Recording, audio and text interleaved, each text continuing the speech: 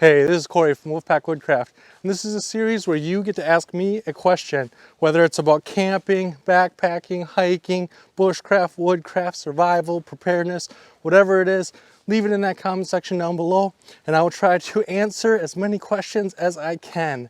Also, make sure to subscribe and hit that little bell so that when I do make videos answering your guys' questions, you get notified and can get your answers right away. So with that being said, let's jump into today's question. So today's question is, how do I sleep so well in the woods? It's not going to be about fears and things that might keep you awake. This is going to be focused more on the gear that helps me sleep. And so if you want to hear my thoughts on how to deal with fear and the different things that keep you awake, make sure to subscribe because that's going to be next week's video. But this week is all about sleep systems. Now, when you talk about sleep systems, when you're backpacking, there's the three things that are the most expensive and weigh the most amount of weight is your sleep system, your backpack, and your shelter. When you're talking about camping, whether it's car camping or enjoying group camping, the big three that weigh the most, take up the most amount of space, and are the most expensive is, again, your sleeping gear, your shelter, and your cook system. So sleeping gear is very important, but it's very expensive. It's going to cost you money to be comfortable, but it's worth it in the end. But if you already have a pretty decent sleep system, one of the biggest upgrades you can possibly make is a dedicated pillow. There's a lot of people that use just clothes in a bag or the sweatshirt. They'll take their sweatshirt off and use their sweatshirt. It's not the same as a pillow. Whether it's a throw pillow, it's like sleeping on the couch, or it's a smaller version of the pillow that you use on your bed. This is a My Pillow. We don't use My Pillows in the bed, but this is a smaller version of this pillow that somebody would use in a bed. The things that we use, the pillows that we use, are the Sea to Summit Premium Large pillows. I have one, Caroline has one. These are the best we have found so far. We even have the little case to go over them to keep them protected, the little pillow cases that you have to buy separate. I'll leave links to everything in the description box down below, and then I'll leave it in the pinned comment as well. I always forget to leave the pinned comment, but I'm going to try real hard not to this time. And so a pillow, especially an inflatable pillow, can really make a huge difference because it elevates your head. It puts you in a sleep position that you typically sleep in at home. You're used to sleeping with a pillow, and so having a pillow can put you in a more natural state of mind, a more natural sleep position that's not going to make you so your neck and your back hurt. It's not going to make things worse. And the inflatable ones are super nice because I can make them firmer, or I can take some of the air out to make them softer, and I can adjust them in accordance to the whatever sleeping pad I'm using or however I feel like sleeping. I can adjust them to get the maximum amount of comfort. And so I like having a pillow when it comes to camping. It's one of my new favorite things, especially the Sea to Summits. I don't go anywhere without them anymore. All right, so the next thing is going to be a sleeping pad. The most comfortable sleeping pad we have is actually Caroline's sleeping pad. And this is a Sea to Summit Comfort Series self-inflating sleeping pad. Now, the reason it's so comfortable is because it was over $300. But something that you have to keep in mind is Caroline does not mess around when it comes to sleeping. When we go camping, we are on vacation. Okay, we don't go to different places to vacation. We don't go to Disneyland. We don't go anywhere. When we have a long weekend off, when we have time off of work, we go camping. That's how we enjoy our time together. That's how we escape the hustle and bustle of the real world. And so for her to have a good sleep system, when you are on vacation, one of the best parts of vacation is not having an alarm, being able to sleep in and enjoy yourself. And so for her, having a sleep system that allows her to do that is very important. And so, yes, it was over $300, but that's like 3 or 4 nights in a hotel, right? And so for us, this has paid for itself time and time and time again. Every time we don't go to a hotel, we are making money using this instead of any hotel room. Usually a hotel room's like $100 a night, and so this has paid for itself. The other thing you have to keep in mind is just because they say it's a comfort series, just because they say this or say that, doesn't mean that it's for you. These things are tested in the most optimal conditions, right? The best possible conditions for this sleeping pad is what they test things in. And so you have to keep that in mind as well. Just because something says comfort series doesn't mean that it's going to be comfortable for you. This just happens to be extremely comfortable for both Caroline and I. I really like this as well. We'll talk about sleeping pads in the future.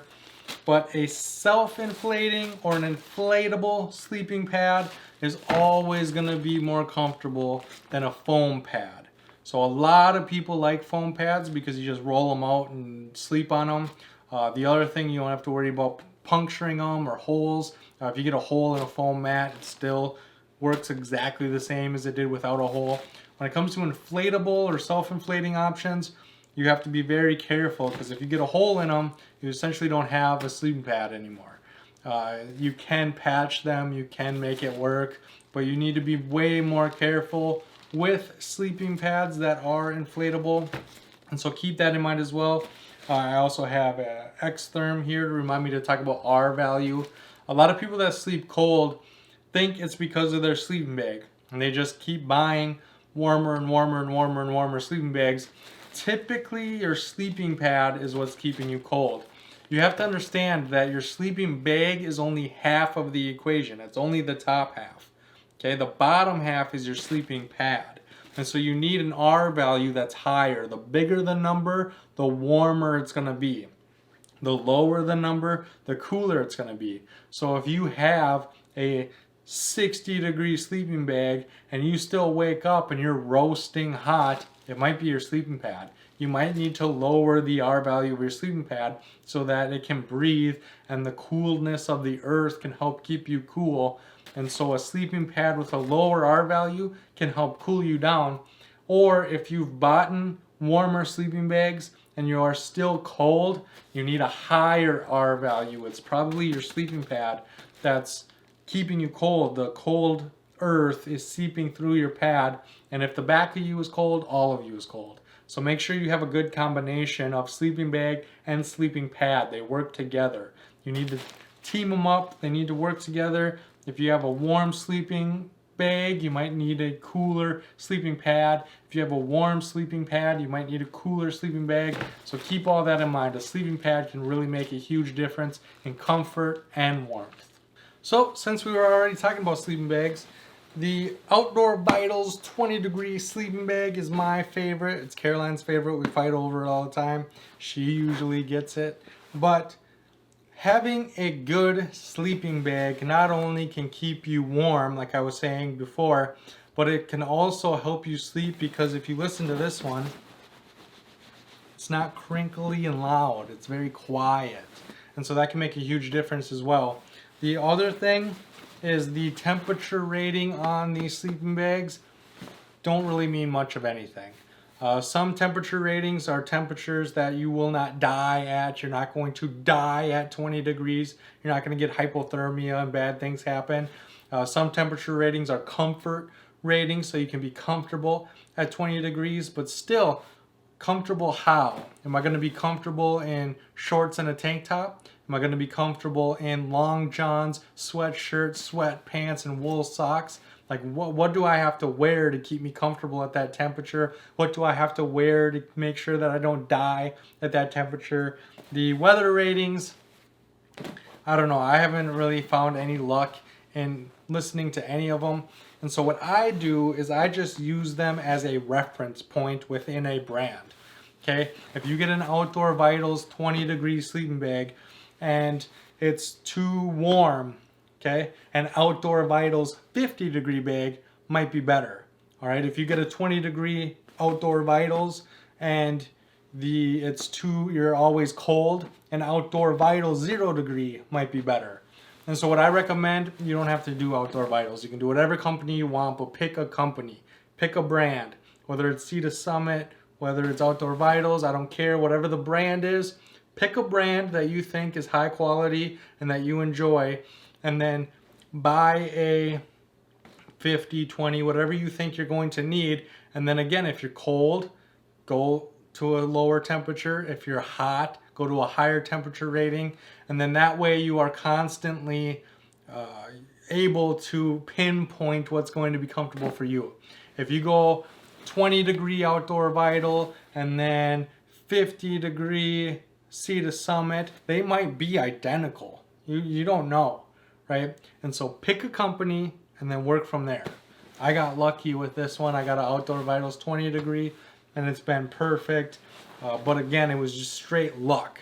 Okay, there was no research. There was no, some people sleep colder, some people sleep warmer, some people sleep on their side and so they need space side to side. Some people sleep on their back and so they don't need the top heaviness. Do your research, but pick a brand and find the brand that works best for your fit and then adjust your temperature within the brand, okay? So what's next? All right, so you got your sleeping pad. Most people are gonna find a sleeping pad that works really well for them during their comfort seasons, right? You're gonna get a sleeping pad, and that's gonna be your sleeping pad. But when it comes to sleeping bags, that's where things get a little weird, because in the dead of summer, you're going to need something that keeps you cooler, but on the ends of summer, or the beginnings of summer, or early spring, later fall, when you get to those ends of your camping season, temperatures seem to drop, and so you kind of need a cooler sleeping bag and then a little bit warmer sleeping bag and then a really hot sleeping bag. You kind of need a variety, and so that's where sleeping bag liners come in handy.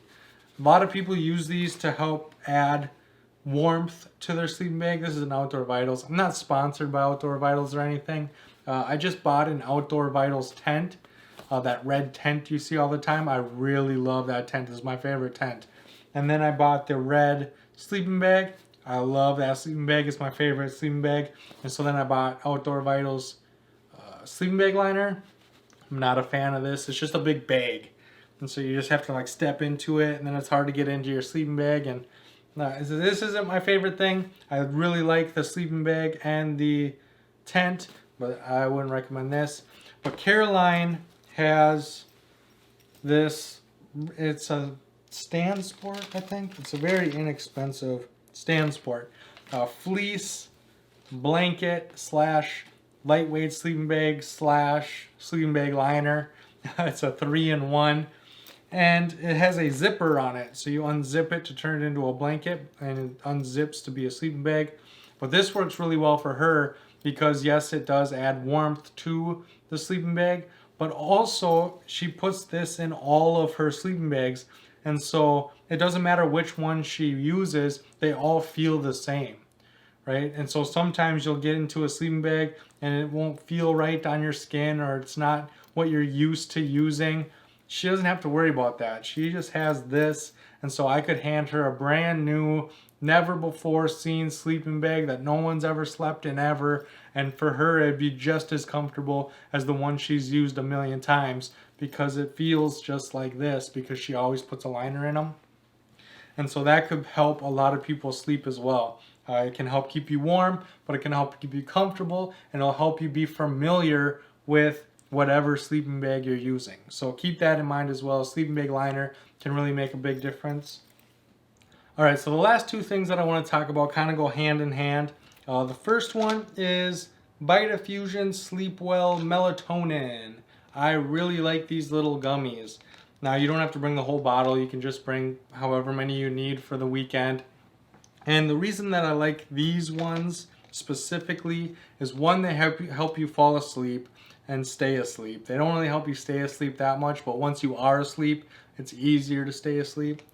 But the thing about these ones that I like is they don't knock me out, okay? So they take about a half hour to kick in. So I take 2.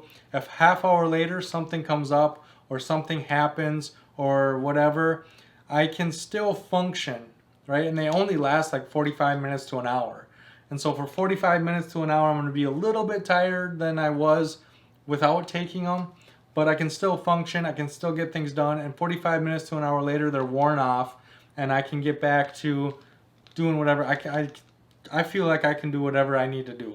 If I need to drive and go home, I just gotta wait 45 minutes to an hour for these things to wear out, chug a couple Mountain Dews, and I feel safe enough to drive home. There are other sleep aids where that is not possible. If you take the sleep aid and you are not lying down, you can pass out in a chair, you can pass out. They're going to make you fall asleep. They're going to make you stay asleep. And the other thing is, if I am sleeping, okay, so I fall asleep, I'm still coherent, right? So if the dog starts barking, if something happens, it will wake me up and I can take care of it. All right, it's not knocking me out cold. So that's why I like these ones.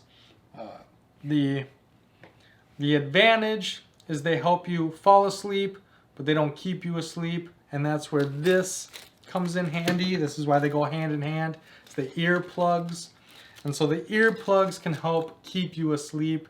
And so that way it takes something bigger than rustling leaves to wake you up. Okay, I'm a very, very light sleeper.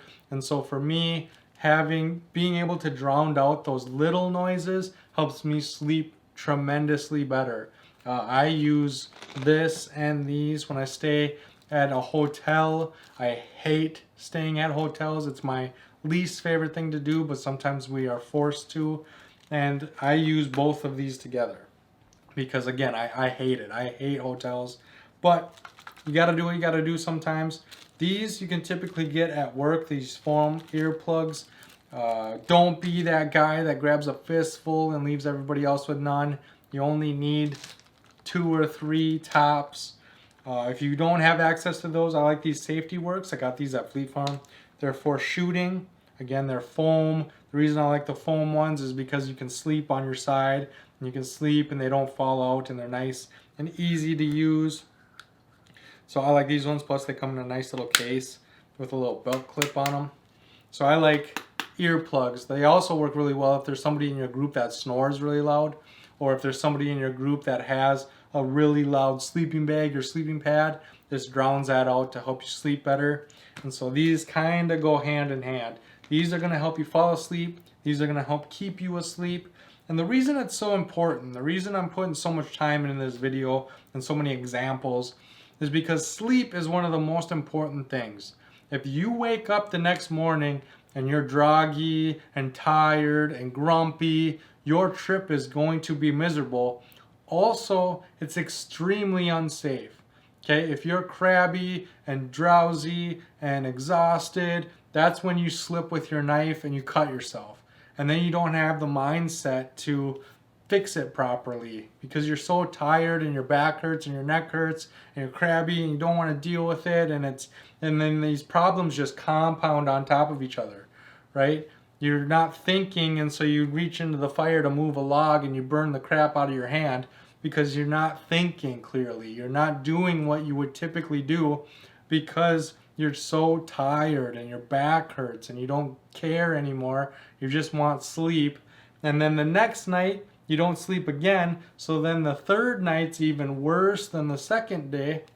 And so you need to get a good night's sleep. You need to be able to wake up rejuvenated, wide-eyed and bushy-tailed, so that you can think clearly, do what needs to be done, take the precautions that need to be taken so that the problems don't present themselves, and if they do present themselves, you can handle them quickly and efficiently because you have a fresh mind. So with that being said, leave any knowledge or questions in that comment section. I want to know what your favorite piece of sleeping gear is, and I can't wait to see you in next week's video.